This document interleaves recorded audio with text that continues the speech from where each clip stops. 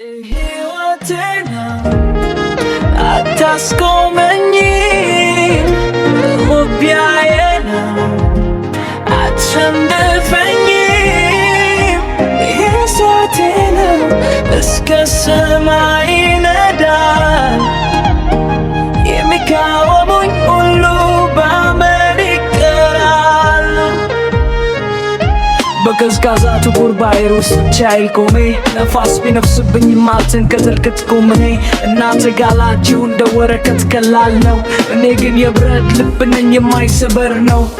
በሌሊት የምትፈሩት ትንትኔ ነኝ በጨለማ ውስጥ የሚበራው እሳት እኔ ነኝ ገደብ ለመስበር ተወልጃለሁ ከወደቅሁም በኋላ እንደገና እነሳለሁ